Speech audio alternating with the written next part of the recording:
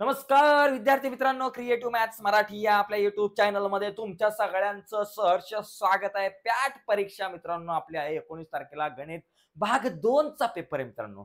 Important प्रश्नपत्रिका बघणार आहोत, ज्यातले बरेचसे प्रश्न बोर्डाच्या परीक्षेला म्हणजे सॉरी तुमच्या या पॅटच्या परीक्षेला येऊ शकतात. तर जाऊयात पटकन पुढं. पण पुढे जाण्याच्या अगोदर झटकन व्हिडिओला लाईक करा आणि पटकन चॅनल सबस्क्राईब करून त्या बाजूला असलेलं बेलचं बटन दाबा, जेणेकरून मी अपलोड केलेल्या प्रत्येक नवीन व्हिडिओची नोटिफिकेशन तुमच्यापर्यंत पोहोचणार आहे. तर बघा मित्रांनो, सगळे महत्त्वाचे प्रश्न उत्तरासहित डिटेलमध्ये बघूयात. पण बघण्याच्या अगोदर एक इम्पॉर्टंट गोष्ट लक्षात ठेवा. आपल्या युट्यूब चॅनलवर आपण आता 10वीच्या परीक्षेच्या अनुषंगाने खूप साऱ्या व्हिडिओ अपलोड करत असतो. गणिताचे सगळे सराव संच अपलोड केलेले आहेत.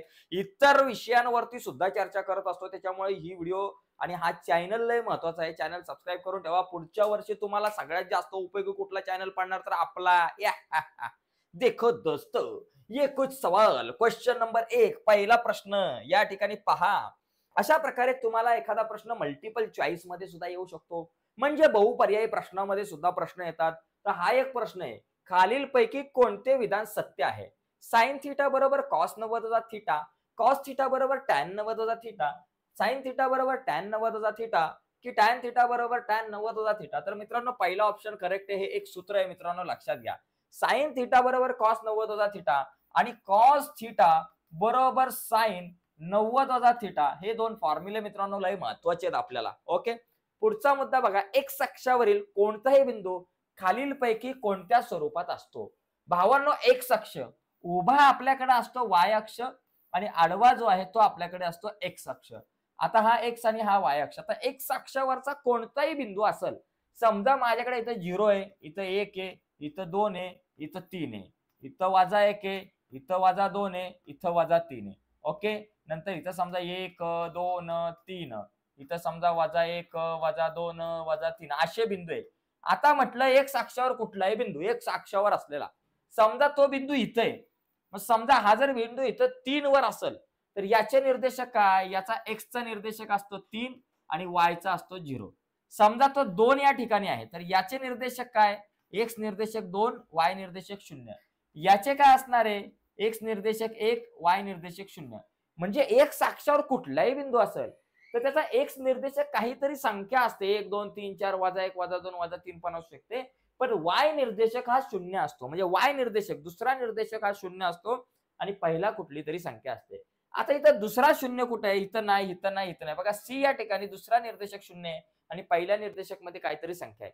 तर अशा प्रकारे आपण काय म्हणू शकतो, इथे आपल्याकडं सी उत्तर बरोबर येईल A0. ओके, आता या ठिकाणी आणखी एक प्रश्न महत्वाचा आहे. वाय जर असला तो बिंदू जर वाय वर असणारा एखादा बिंदू असेल, तर याचे निर्देशक काय असणार? 0 वजा 3.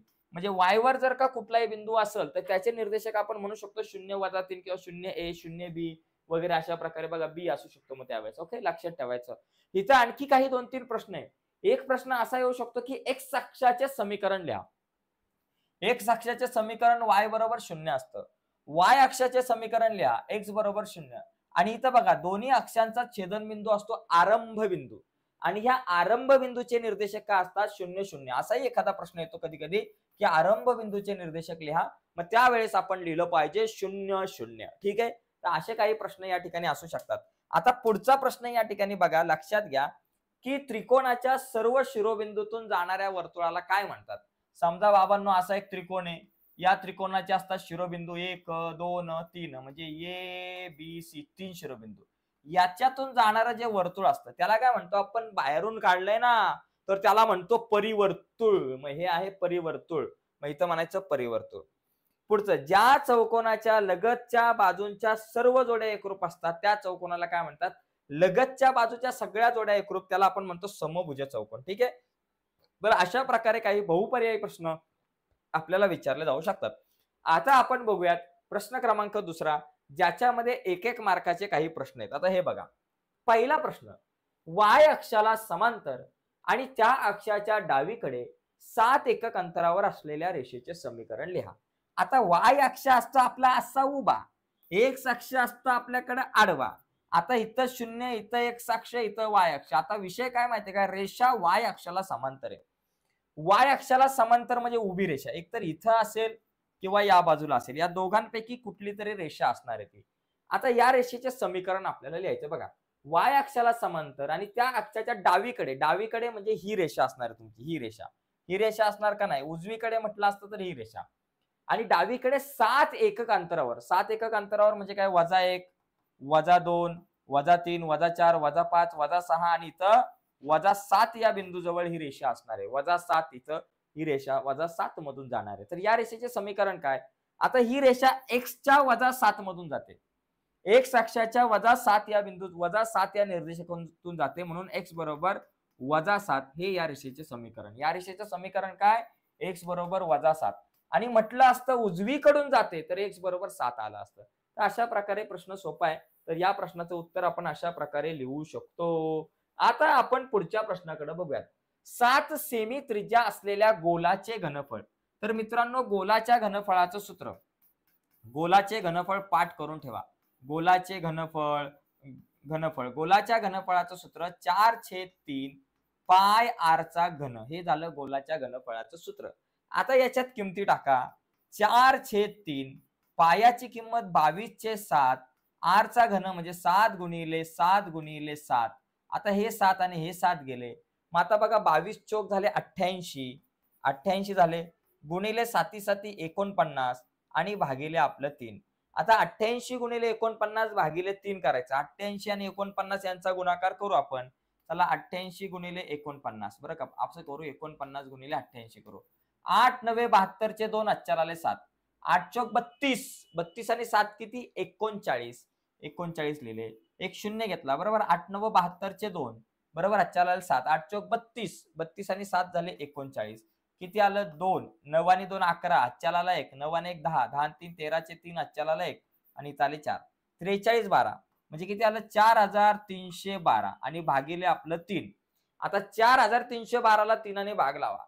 मग तसा भाग लावा. 4312 ला 3 ने भाग लावा. 3 1 3, 4तून 3 गेला 1, वरून आले 3, 3 चौक 12, 13तून 12 गेले 1, वरून आला 1, 3 त्रिक 9, 11तून 9 गेले 2, वरून आले 2, 3 7 21, 22तून 21 गेला 1, शून्य घेतला, वर दिला पॉइंट, आणि 3 त्रिक 9, 3 त्रिक 9 झालं, 3 त्रिक 9 म्हणजे 1437.3. काय आलं 1437.3, 1437.3, 1437.3 सेंटीमीटरचा घन किंवा 33 म्हणजे 1437, किती आलं 1437.3 सेंटीमीटरचा घन.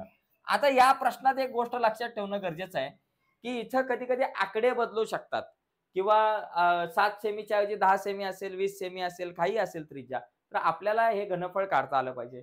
कधी कधी घनफळ विचारतील, कधी कधी पृष्ठफळ विचारतील, कधी कधी एकूण पृष्ठफळ विचारतील. जो प्रश्न विचारला जाईल त्याचं उत्तर आपल्याला लिहिता आलं पाहिजे. ठीक आहे. तिसरा प्रश्न बघा. दोन्ही निर्देशक धन असलेल्या, आता हे मी रफ करतो, दोन्ही निर्देशक धन असलेला बिंदू कोणत्या चरणात आहे. आता दोन्ही निर्देशक धन म्हणजे अधिक अधिक, दोन्ही निर्देशक धन आहे म्हणजे अधिक अधिक आहे. मग हा बिंदू कुठल्या चरणामध्ये असेल, हा बिंदू असेल पहिल्या चरणात. दोन्ही निर्देशक धन असेल तर पहिलं चरण, दोन्ही ऋण असेल तर पहिलं चरण. किंवा दिलेला बिंदू कुठल्या चरणात आहे, एखादा बिंदू देतील 3 7, हा बिंदू बाबा कुठल्या चरणात, पहिल्या. -3 आणि 7 असेल, याच्याऐवजी -3 आणि 7 असेल तर हा दुसऱ्या चरणात. त्याच्यानंतर समजा -3 आणि -7 असेल तर हा बिंदू कितव्या, तिसऱ्या चरणात. आणि +3 आणि -7 असेल तर हा बिंदू चौथ्या चरणात. मग अशा प्रकारे एखादा बिंदू, ठराविक बिंदू कुठल्या चरणामध्ये आहे ते आपल्याला ओळखता आलं पाहिजे. बघा इथं लक्षात घ्या, दोन्ही बिंदूचे निर्देशक अधिक अधिक आहे म्हणजे अधिक अधिक म्हणजे कुठलं झालं, पहिलं चरण. इथं काय बाबा वजा अधिक असेल, पहिला वजा दुसरा अधिक असेल तर तो बिंदू दुसऱ्या चरणात असतो. इथे बघा दोन्ही वजा वजा, दोन्ही निर्देशक वजा वजा असेल तर बिंदू तिसऱ्या चरणात असतो. आणि पहिला अधिक असेल आणि दुसरा वजा असेल, बघा पहिला अधिक दुसरा वजा तर चौथ्या चरणात. तर लक्षात घ्या, धन धन पहिल्या चरणात, वजा अधिक दुसऱ्या चरणात, वजा वजा तिसऱ्या चरणात आणि अधिक वजा चौथं चरण. तर हे आपल्याला ओळखता आलं पाहिजे. हा मुद्दा खूप सिंपल आहे आणि सोपा आहे आणि महत्वाचा आहे. आता हा प्रश्न बघा, हा थोडासा वेगळा प्रश्न आहे. या प्रश्नामध्ये जर आपण बघितलं तर इथं काय दिलंय बाबा, बघा या ठिकाणी आपल्याला दिलंय एका चौरसाच्या कर्णाची लांबी. आता समजा माझ्याकडे एक चौरस आहे अशा प्रकारे, आणि या चौरसाच्या कर्णाची लांबी, आता समजा चौरसाच्या चारी बाजू ज्या आहेत त्या कशा असतात, एकरूप असतात. चारी बाजूंची लांबी समजा आपल्याकडे x x x म्हणू, आपल्याकडे कर्ण दिले, चौरसाची बाजू नाही दिली. आपल्याला कर्णाची लांबी 12 वर्गमुळात 2 आहे, तर त्यावरून परिमिती काढायची. आता कशी काढणार बाबा, आपल्याकडे समजा हा कर्ण आहे, याचं नाव समजा हे बी सी आणि डी समजा किती आहे बाबा 12 वर्गमुळात 2 हा कर्ण आहे. तर ह्या कर्णाच्या अगोदर मला चौरसाची बाजू काढावी लागेल आणि जेवढी चौरसाची बाजू येईल त्या बाजूला 4ने गुणलं तर ती परिमिती झाली. आता मला सांगा हा जो एक त्रिकोण आहे हा एबीसी हा काटकोन त्रिकोण आहे आणि काटकोन त्रिकोणात आपण पायथागोरसच्या प्रमेयानुसार काय करणार सूत्र वापरणार एसीचा वर्ग बरोबर एबीचा वर्ग अधिक बीसीचा वर्ग हे सूत्र वापरणार. एसी दिले 12 वर्गमुळात 2 मग इथं लिहायचं 12 वर्गमुळात 2 त्याचा केला वर्ग. एबीचा वर्ग एबी एक्स आहे म्हणून एक्सचा वर्ग. बीसी पण एक्स आहे एक्सचा वर्ग. 12चा वर्ग 144 गुणिले वर्गमुळात 2चा वर्ग 2 एक्स वर्ग 2 एक्सचा वर्ग. आता हे 2 2 गेले म्हणजे एक्स बरोबर किती आलं बाबा तुमच्याकडे 144 एक्सचा वर्ग बरोबर 144 एक्स वर्ग बरोबर 144 एक्सचा वर्ग 144 मग एक्स बरोबर किती झालं 12 म्हणजे चौरसाची बाजू किती झाली 12 म्हणून आपण म्हणू शकतो की चौरसाची जी बाजू आहे ती आपल्याकडे आहे 12 सेमी. बरं मग आता चौरसाची बाजू जर का 12 सेमी असेल तर चौरसाची परिमिती काय चौरसाची परिमिती जी आहे बाजू जर 12 असेल तर चौरसाची परिमिती जी आहे ती काय आली 4 गुणिले बाजू 4 गुणिले बाजू. मग 4 गुणिले बाजू किती बाबा 12 सेमी 12 चौक 48 सेमी ही झाली चौरसाची काय बाबा 48 सेमी झाली चौरसाची परिमिती. आता इथं उलटा प्रश्न आला चौरसाची बाजू 12 आहे तर चौरसाचा कर्ण काढा असाही प्रश्न येऊ शकतो. मग बाजू 12 असेल तर मग पायथागोरसचा प्रमेय वापरून कर्ण काढायचा किंवा असं म्हटलं की बाबा चौरसाची परिमिती 48 आहे तर कर्ण काढा. मग चौरसाची परिमिती 48 आहे तर चौरसाची बाजू 12 येईल बरोबर ना परिमिती भागिले 4 12 येईल आणि बाजू 12 असेल तर ही 12 मग कर्ण काढा. तुम्हाला असा सुद्धा प्रश्न एखादा विचारला जाऊ शकतो. तर एकंदरीत अशा प्रकारचे काही प्रश्न आपल्याला 1-2 मार्काला विचारले जातात तर ते खूप सोपे असतात मित्रांनो. पुढे बघा पुढे काही प्रश्न आता इथे बघा खालील आकृतीचे निरीक्षण करायचे आपल्याला आणि निरीक्षण करून कुठल्या किमती काढायच्या तिथं मध्ये राहिलं बघा साइन थिटा कॉस थिटा आणि टॅन थिटाच्या किमती. Sine theta cos theta tan tan theta तीनच किमती असतात. इथं समजा काटकोन त्रिकोण आहे इथं पीक्यूआरच्या ऐवजी एबीसी नाव येईल एक्स वाय झेड येईल काही नाव येऊ शकतं.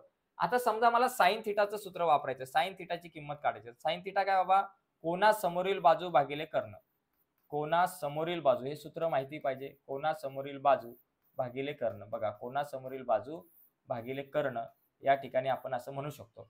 आता साइन थिटा कोणाच्या समोरील आता हा थिटा आहे थिटाच्या समोर कोण आहे बाबा क्यू आर आहे म्हणजे समोरची बाजू क्यू आर आणि कर्ण कोण आहे बाबा हा तुमचा झाला कर्ण हा कर्ण याला म्हणायचं तुम्ही समोरची बाजू ओके आणि याला म्हणायचं लगतची बाजू. समोरची बाजू भागिले कर्ण साइन थिटा. आता समोर बाजू काय क्यू आर आहे आणि कर्ण काय पी आर आहे मग इथं लिहायचं क्यू आर भागिले पी आर.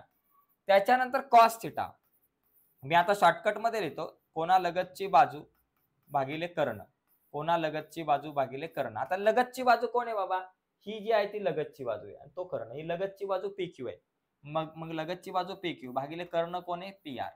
त्याच्यानंतर टॅन थिटाचं सूत्र काय बाबा समोरची बाजू भागिले लगतची बाजू समोरची बाजू भागिले लगतची बाजू. आता या थिटाच्या समोर कोण आहे क्यू आर आणि लगतची बाजू काय पी क्यू मग इथं या ठिकाणी लिहायचं क्यू आर भागिले पी क्यू. तर अशा स्वरूपामध्ये आपण हे उत्तर लिहू शकतो. आता या ठिकाणी समजा जर का आपला थिटा इथं असेल थिटा इथं असेल तर समोरची बाजू पी क्यू होणार लगतची बाजू क्यू आर होणार आणि कर्ण आपला जो आहे तो राहणार आहे. तर एकंदरीत अशा प्रकारचे सुद्धा आपल्याला प्रश्न येतच राहतात. तर ही सगळी सूत्र खूप इम्पॉर्टंट आहेत तिन्हीच्या तिन्ही आणि ही तिन्हीच्या तिन्ही सूत्र आता 10वीला बोर्डाच्या परीक्षेला येत असतात म्हणजे 10वीच्या अनुषंगाने सुद्धा ही 3 सूत्र खूप महत्वाची आहे. 9वीला आपल्याला साइन कॉस आणि टॅनच आहे पण 10वीला जर तुम्ही गेलात तर त्याच्या पुढची पण 3 आहे कोसेक सेक कॉट अशी 3 सूत्र सुद्धा आहेत. ठीक आहे पुढे बघा पुढचा मुद्दा आपल्याकडे एका घनाकृतीची बाजू 4.5 सेमी आहे. या घनाकृतीच्या उभ्या पृष्ठांचे पृष्ठफळ व एकूण पृष्ठफळ काढा. आता घनाकृतीची जी बाजू आहे आपण समजा एक घन आहे तर त्या घनाची बाजू म्हणजे त्याला आपण एल म्हणतो जी आपल्याला 4.5 सेमी दिलेली आहे. आता इथं घनाची बाजू 4.5 आहे त्याच्यावरून उभ्या पृष्ठांचे पृष्ठफळ एकूण पृष्ठफळ कधी कधी घनफळ पण विचारलं जाऊ शकतं. पहिला प्रश्न काय होता उभ्या पृष्ठांचे पृष्ठफळ आपण या ठिकाणी काढू आधी पृष्ठफळ उभ्या पृष्ठांचे पृष्ठफळ. तर उभ्या पृष्ठांच्या पृष्ठफळाचं सूत्र आहे 4l चा वर्ग 4 गुणिले बाजूचा वर्ग 4 गुणिले बाजू किती बाबा 4.5 चा वर्ग. आता 4 गुणिले 4.5 चा वर्ग कसा करायचा 4.5 चा म्हणजे 45 चा वर्ग. आता 45 चा वर्ग करायची ट्रिक काय पहिला 5 चा वर्ग करा 25 म्हणजे कुठल्याही संख्येच्या शेवटी 5 असेल तर वर्ग करायची ट्रिक आहे. 5चा वर्ग 25 आणि 4च्या नंतर येणारी संख्या 5 असते. 4 पंचे 20 म्हणून इथं 20. म्हणजे किती 20 25. या ठिकाणी 20 25 म्हणजे 20.25 आपण घेऊ कारण 4.5 आहे. ठीक आहे. आता 20.25 गुणिले 4 जर आपण केलं बघा 20.25 गुणिले 4 केलं तर 4 पंचे 20चे शून्य हातच्याला आले 2. 4 दुने 8, 8 आणि 2 10चे शून्य हातच्याला आला 1 पॉईंट घेतला. 4 0 0 आणि 1 4 दुने 8 81.00 म्हणजे 81 सेमीचा वर्ग. या ठिकाणी हे आपलं उत्तर येईल 81 सेमीचा वर्ग. तर याचप्रमाणे दुसरा एक प्रश्न आपल्याकडे याच्यामध्ये एकूण पृष्ठफळ आपल्याला या ठिकाणी विचारलंय. एकूण पृष्ठफळाचं सूत्र काय बाबा 6l चा वर्ग. बरं 6 गुणिले l ची किंमत काय सूत्र माहिती पाहिजे. उभ्या पृष्ठांच्या पृष्ठफळाचं 4l चा वर्ग आणि एकूण पृष्ठफळ 6l चा वर्ग. 6 गुणिले l चा वर्ग. l ची किंमत किती 4.5 त्याचा वर्ग. 6 गुणिले 4.5 चा वर्ग किती 20.25 मगाशी आपण बघितलं. मग हा गुणाकार किती येणार बाबा 6 पंचे 30चे शून्य हातच्याला आले 3. 6 दुने 18 6 दुने 12 13 14 15चे 5 हातच्याला आला 1. 6 0 0 आणि 1 आणि 6 दुने 12 121.50 सेमीचा वर्ग किंवा चौसेमी असं आपण या ठिकाणी म्हणू शकतो. तर अशा प्रकारे आणि घनफळ जर विचारलं समजा याचं विचारलं याचं घनफळ काढा. मग याचं घनफळ काढायचं सूत्र काय बाबा घनफळ. समजा विचारलं घनफळ काढा तर l चा घन म्हणजे 4.5 गुणिले 4.5 गुणिले 4.5 अशा प्रकारे. तर मित्रांनो ही जी सूत्र आहेत शेवटचं जे प्रकरण आहे घनफळ आणि पृष्ठफळ तर या प्रकरणातली सगळी सूत्र पाठ करा कारण प्रत्येक सूत्रावर आधारित आपल्याला गणित विचारले जातात. पुढे बघा पुढचा मुद्दा आहे एका समांतरभुज चौकोनाच्या लगतच्या कोनांचे गुणोत्तर एकास 2 आहे तर त्या समांतरभुज चौकोनाच्या सर्व कोनांची मापे काढा. आता समजा माझ्याकडे हा समांतरभुज चौकोन आहे. याचं नाव समजा ए बी सी आणि डी. लगतच्या कोनांचे गुणोत्तर एकास 2 आहे. मग आता समजा कोन बी आणि कोन सी यांचं जे गुणोत्तर आहे ते किती बाबा एकास 2 आहे असं आपण समजू. ओके कोन बी आणि सी यांचं गुणोत्तर एकास 2 आहे. पहिलं वरती लिहा चौकोन एबीसीडी हा समांतरभुज चौकोन आहे. तर समांतरभुज चौकोनाच्या लगतच्या कोनांचं गुणोत्तर एकास 2 आहे. म्हणून आपण काय म्हणू बी चं जे माप आहे ते 1x म्हणजे x मानू आणि कोन सी चं जे माप आहे ते 2x आपण म्हणू शकतो 2x म्हणू शकतो. ठीक आहे. आता लक्षात घ्या समांतरभुज चौकोनाचा एक गुणधर्म आहे. इथं वाक्य लिहायचं आता मी शॉर्टकट मध्ये सांगतोय. इथं लिहायचं समांतरभुज चौकोनाचे सम्मुख कोन पूरक असतात. म्हणजे शेजारचे जे कोन आहे सम्मुख नाही लगतचे कोन पूरक असतात. म्हणजे जे शेजारचे जे लगतचे कोन दिसतात ते पूरक म्हणजे त्यांची बेरीज 180 अंश असते. म्हणजे कोन बी अधिक कोन सी बरोबर 180 अंश असणार आहे. ठीक आहे. कोन बी चं माप किती बाबा x आहे. कोन बी चं माप x आहे अधिक सी चं माप किती बाबा 2x आपण म्हटलंय बरोबर 180. x आणि 2 किती झालं 3x बरोबर 180. आता x ची किंमत काढायची. x आपल्या जागेवर आपण ठेवू 180 पण आपल्या जागेवर घेतले. हे 3 गुणिले बरोबर चिन्हाच्या पलीकडे गेले 3 झाले भागिले x बरोबर 3 सक 18 म्हणजे 60 अंश. x ची किंमत 60 अंश आहे. आता आपल्याला काय करायचंय कोन बी आणि सी आपण काढू. कोन बी बरोबर कोन बी चं माप किती x अंश आहे. बी x बरोबर किती बाबा 60 अंश झालं. कोन सी चं माप किती बाबा 2x आहे. सी चं माप बाबा 2x म्हटलंय. मग 2x म्हणजे काय 2 गुणिले x ची किंमत 60. 60 दुने झालं 120. आता कोन ए चं माप काढायचं. आता बघा सम्मुख कोन एकरूप असतात. कोन ए आणि सी हे दोघ जण एकरूप असणार. इथं लिहायचं वाटलंच तर समांतरभुज चौकोनाचे सम्मुख कोन एकरूप असतात. ओके. मग कोन ए चं माप आणि कोन सी चं माप सारखं. कोन ए बरोबर सी आणि सी चं माप आहे 120 म्हणजे ए चं 120 आणि कोन डी जो आहे डी च्या समोर बी आहे म्हणजे डी आणि बी एकरूप म्हणजे डी चं माप कोन बी च्या एवढं असणार आहे आणि बी चं माप आहे 60. म्हणजे या चौकोनाच्या कोनांची माप किती बाबा 60 अंश 120 अंश परत 60 अंश आणि 120 अंश अशी या चौकोनाच्या कोनांची मापे असणार आहे. तर अशा प्रकारे काही प्रश्न आपल्याला विचारले जाऊ शकतात आणि सोपे असतात जास्त काय अवघड नसतात. ठीक आहे. फक्त कन्सेप्ट समजल्या पाहिजे. आता एक बघा एका वर्तुळाची त्रिज्या 4 सेमी आहे. हा वर्तुळाचा केंद्रबिंदू इथं ओ पाहिजे. ओ हा वर्तुळाचा केंद्रबिंदू आहे. ओपी बरोबर 4.2 सेमी असल्यास पी चे स्थान कुठे असेल. आता समजा आपल्याकडे हा वर्तुळ आहे आणि या वर्तुळाची जी त्रिज्या आहे समजा इथं ओ आणि इथं समजा काहीतरी आहे एम. ओ एम समजा ही वर्तुळाची त्रिज्या आहे जी 4 सेंटीमीटर आहे. आता माझ्याकडे जो बिंदू आहे ओपी हा 4.2 मग 4.2 म्हणजे त्रिज्येपेक्षा थोडासा जास्तच असणार आहे. ओपी 4.2 असणार आहे. मग आता याचं स्थान काय झालं वर्तुळाच्या बाहेर झालं. ओके. मग आपण म्हणू शकतो पी बिंदूचे स्थान वर्तुळाच्या बाहेर आहे. कधी कधी ओपी जर समजा 4 दिला, ओपी 4च दिला असता, करेक्ट 4, तर कुठं असतं? वर्तुळावर, म्हणजे पी बिंदूचं स्थान वर्तुळावर. आणि समजा ओपी जर का 3 असतं, ओपी 3 असतं, 3 म्हणजे या 4 पेक्षा कमी, मग अशा टायमाला या बिंदूचं स्थान वर्तुळाच्या आतमध्ये असतं. तर अशा प्रकारे सुद्धा प्रश्न फिरून फिरून विचारले जाऊ शकतात. त्या तयारीत आपण राहिलं पाहिजे. पुढचा प्रश्न, एका वृत्तचितीच्या तळाची त्रिज्या. आता वृत्तचितीच्या तळाची त्रिज्या, वृत्तचितीच्या तळाची त्रिज्या म्हणजे आर बरोबर 20 सेंटीमीटर आहे, बरोबर. आणि उंची एच बरोबर किती? 13 सेंटीमीटर आहे. तर त्या वृत्तचितीचे एकूण पृष्ठफळ, मित्रांनो सूत्र फक्त माहिती पाहिजे, बाकी काय नाही. आता मला समजा एकूण पृष्ठफळ विचारलं, वृत्तचितीचे एकूण पृष्ठफळ, एकूण पृष्ठफळ. तर एकूण पृष्ठफळाचं सूत्र काय बाबा? 2 पाय आर एच, हे नाही, हे जे आहे 2 पाय आर कंसात आर अधिक एच. तर हे सूत्र एकदा चेक करा, कारण 2 पाय आर एच हे वृत्तचितीचे वक्र पृष्ठफळ असतं आणि त्याच्यामध्ये 2 पाय आर त्याच्यामध्ये 2 पाय आर वर्ग जर आपण ऍड केलं तर हे वृत्तचितीचे एकूण पृष्ठफळ येतं. एकदा चेक करू. 2 पाय आर कॉमन काढला आणि एच अधिक आर, ठीक आहे. 2 पाय आर कंसात आर अधिक एच हे सूत्र आहे. तर एकूण पृष्ठफळाचं सूत्र हे आहे. वक्र पृष्ठफळ विचारलं असतं तर 2 पाय आर एच आणि घनफळ विचारलं असतं तर पाय आर वर्ग एच. तर ही सूत्र आपल्याला माहिती पाहिजे. आता 2 गुणिले पायाची किंमत 3.14 घ्यायला सांगितले. आर ची किंमत 20 आहे. कंसामध्ये आर परत 20 आला आणि ही किती बाबा? 13 एच ची किंमत. आता बघा 2 गुणिले 3.14 जर केलं तर आपल्याकडे 3 दुने 6, 6.28 येतं. गुणिले आपल्याकडे 20 येतं आणि गुणिले 20 गुणिले हे किती बाबा? 20 आणि 13 झाले 33 झाले. आता 6.28 गुणिले 20. आता बघा या ठिकाणी 6.28 गुणिले आपण 20 करू. पहिला एक शून्य घेतला. बे 8 16चे 6, आजच्याला 1, बे दुने 4 आणि 1 5 आणि बे सक 12, 12,560. आता एक 2 घरं सोडून पॉईंट म्हणजे 125.60. मग 125.60 गुणिले 33 करा. आता हा गुणाकार करा. या प्रकरणातली जर गणितं आली तर कॅल्क्युलेशन आपल्यासाठी खूप महत्वाचं आहे. आता बघा 125.60 गुणिले 33 जर मला करायचं झालं तर काय करणार बाबा? पहिला शून्य, 3 सक 18चे 8, आजच्याला 1, 3 5 15 आणि 1 16चे 6, आजच्याला 1, 3 दुने 6 आणि 1 7 आणि 3 1 3. एक शून्य घेतला. 3 0 0, 3 सक 18चे 8, आजच्याला 1, 3 5 15 आणि 1 16चे 6, आजच्याला 1, 3 दुने 6 आणि 1 7 आणि 3 1 3. बघा 0 8 6 8 14चे 4, आजच्याला 1, 7 7 14चे 4, आजच्याला 1, 7 3 10 1 11चे 1, आजच्याला 1 आणि इथं 4. म्हणजे किती? एक 2 घरं सोडून पॉईंट 4144.80, 4144.80, 4144.80 सेंटीमीटरचा वर्ग किंवा चौसेमी येईल. एकंदरीत सूत्र खूप महत्वाचं आहे मित्रांनो, लक्षात घ्या. सूत्र लिहून त्याच्यात फक्त किमती टाकायच्या असतात, बाकी आपल्याला काय करायचं नसतं. ओके. पुढचा प्रश्न, आता इथं किमती काढा. आता अशा प्रकारे किमती काढायला सुद्धा मित्रांनो प्रश्न येईल.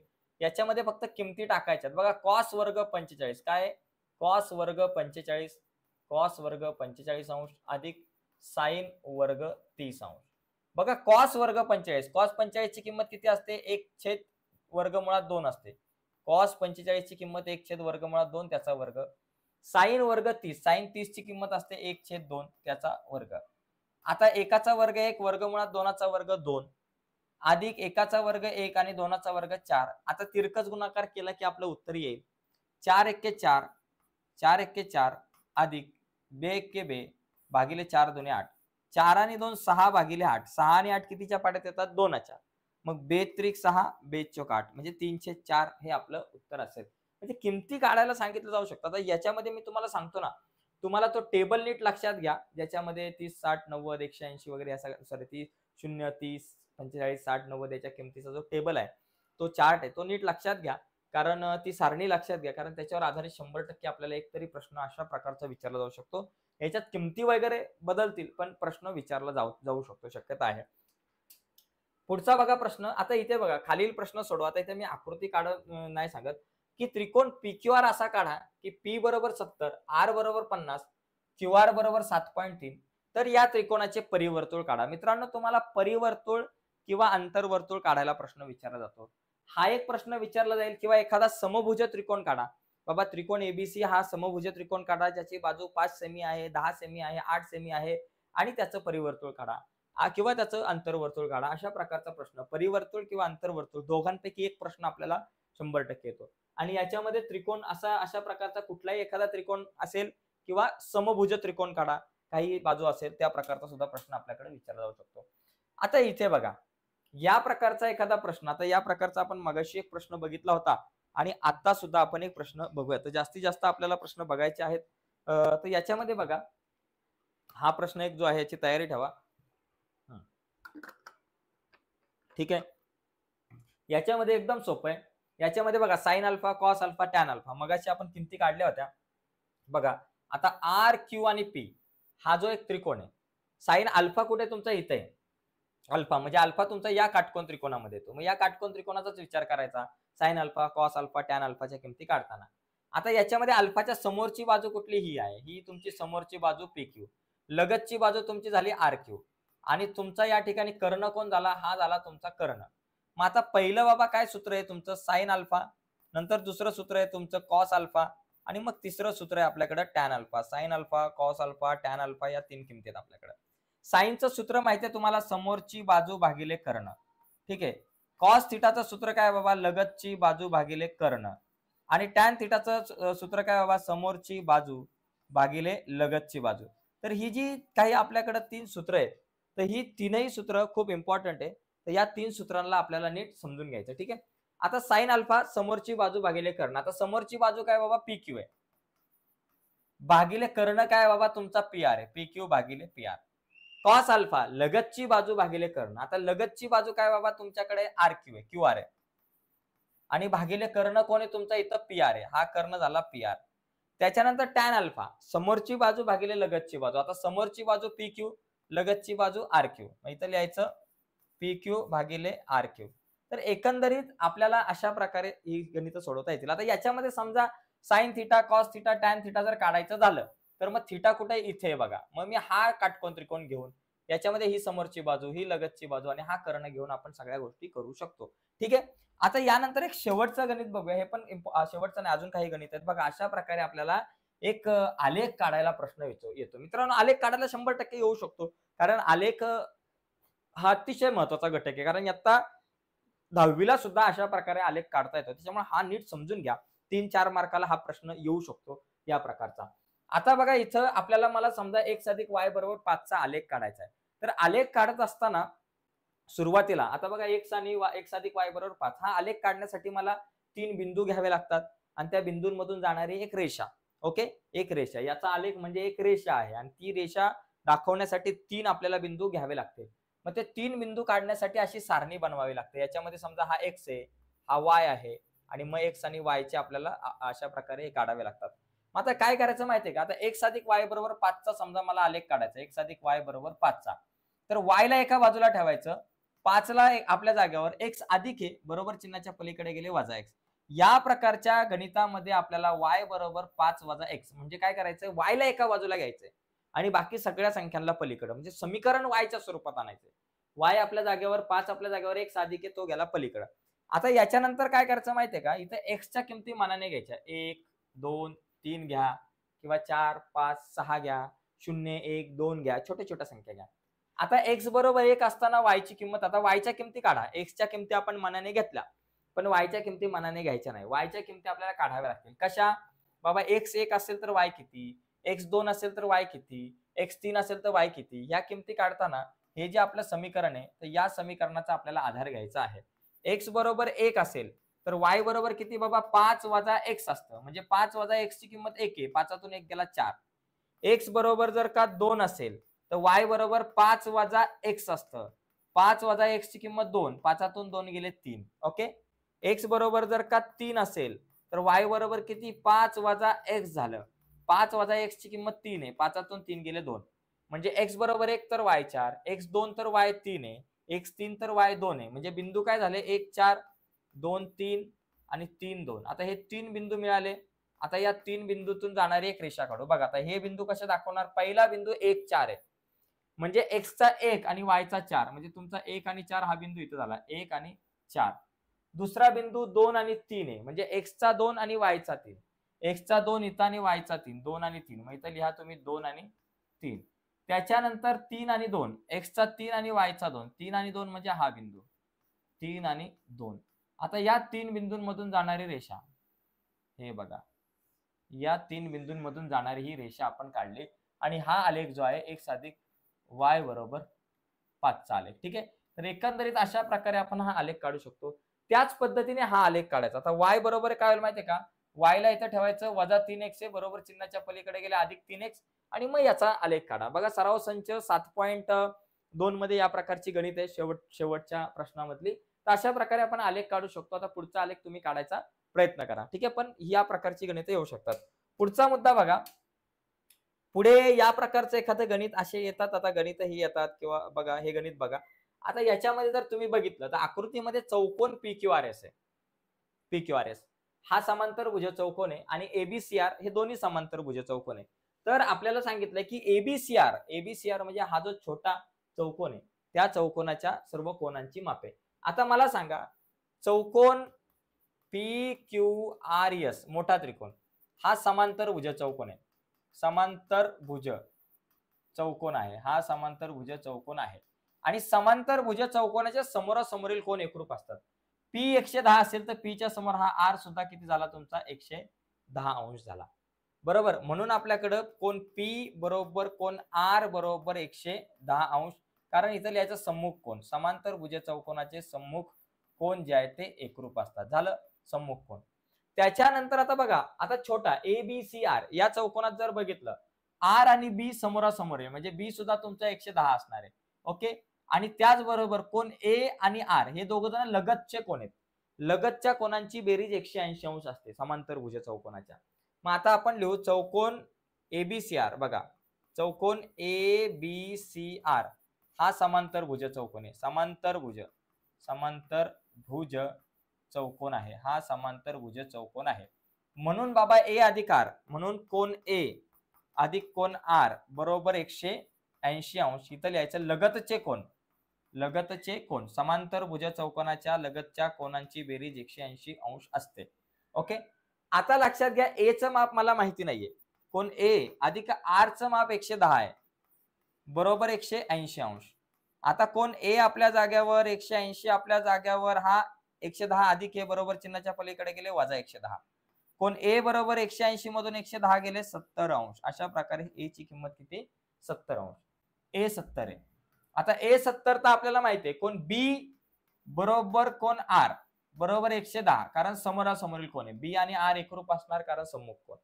त्याचबरोबर C एकरूप कोन A, C आणि A एकरूप असणार 70 अंश, कारण काय बाबा ते समोरासमोरील कोन आहेत आणि समोरासमोरील कोन एकरूप असतात, कारण इथं लिहायचं सम्मुख कोन. सम्मुख कोन समांतरभुज चौकोनाचे सम्मुख कोन एकरूप असतात.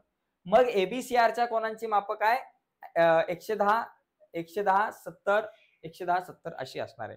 तर अशा प्रकारे आपण या सगळ्या प्रश्नाचं उत्तर लिहू शकतो. मी सिंपल शॉर्टकट मध्ये सांगितलं, तुम्ही डिटेल्स मध्ये लिहू शकता. ठीक आहे. तर मित्रांनो, अशा प्रकारे आपण ही एक प्रश्नपत्रिका बघितली. तर या प्रकारचे प्रश्न तुम्हाला या परीक्षेला येऊ शकतात. यामध्ये जे काही प्रश्न बघितले तसेच्या तसेच येतील अशातला भाग नाही. कधी कधी आकडे बदलून येतात, आकृत्या जशा तशा दिसतील पण आकडे बदललेले असतील, पण आपल्याला सोडवता आले पाहिजेत. ओके. संकल्पना नीट समजून घ्या, सगळे सूत्र नीट समजून घ्या, नक्कीच तुम्हाला या व्हिडिओचा फायदा होईल. तर मित्रांनो, आजच्या चर्चेत इथेच थांबूया. पण चॅनल सबस्क्राईब करून ठेवा, कारण पुढच्या वर्षी 10वी ला मित्रांनो म्हणजे उद्यापासूनच 10वीचे लेक्चर्स आपल्या या युट्यूब चॅनलवरती सुरू होतील. त्यामुळे 10वीच्या लेक्चर्स अटेंड करा. उद्यापासून सुरू होणारे, उद्या परवा किंवा लवकरच चालू होतील. आणि आपल्या युट्यूब चॅनलवर ऑलरेडी 10वीच्या बऱ्याचशा व्हिडिओज आहेत, त्यामुळे चॅनल सबस्क्राईब करा. पुढच्या वर्षी खूप फायदा होईल. बाय मित्रांनो, धन्यवाद.